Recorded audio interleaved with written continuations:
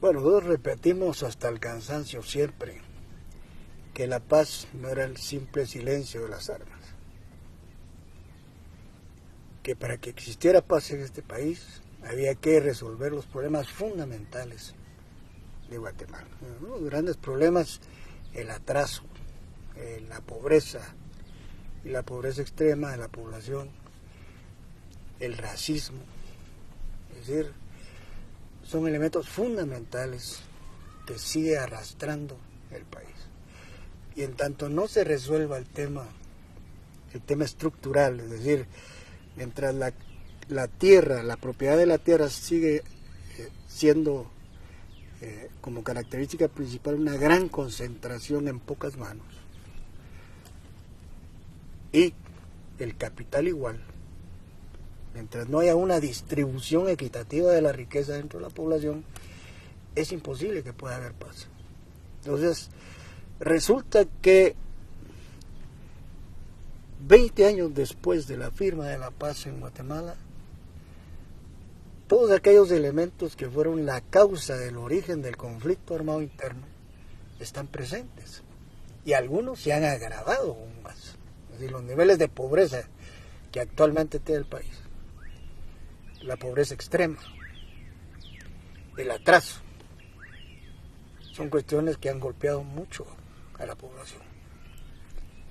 La migración hacia los Estados Unidos, más de 2 millones de guatemaltecos buscando lo que le llaman el sueño americano, porque en Guatemala no existen las condiciones mínimas para poderse desarrollar como seres humanos.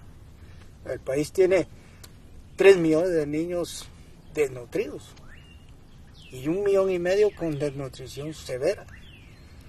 Vivir un país en esas condiciones no se puede desarrollar y no puede haber paz. Entonces, esas eran las cosas que los acuerdos de paz trataban de resolver. Pero como los oligarcas y sus aliados internacionales no permitieron que los acuerdos de paz se cumplieran a cabalidad, apegados a su forma y a su espíritu, entonces los problemas que venía arrastrando el país desde que cayó Arbenz se agravaron, y la situación que está viviendo Guatemala ahora de confrontación social es mucho más peligrosa que cuando estaba el conflicto armado. Es decir, hay más muertos actualmente diarios que cuando estaba la guerra entre las fuerzas guerrilleras y las fuerzas del gobierno.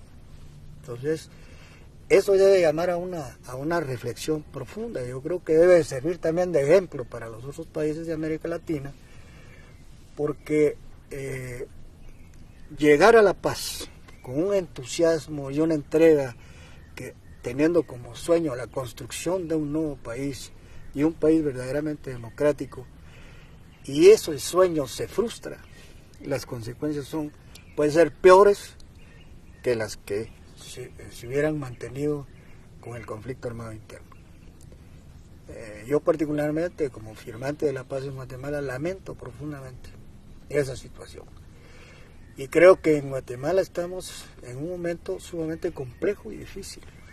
Un momento en el que la confrontación social puede darse en cualquier momento en este país, porque el Estado guatemalteco está secuestrado por estos sectores poderosos. Aquí se habla del grupo del G8, 8 familias muy poderosas, dueños de muchas empresas y de capital que no mueven solo dentro del país, sino la mayor parte del capital lo sacan de Guatemala hacia otras partes del mundo. Entonces, en tanto no se corrija y no se resuelva el tema que los acuerdos de paz tenían como propósito y objetivo resolver, la situación de Guatemala cada vez va a ser peor.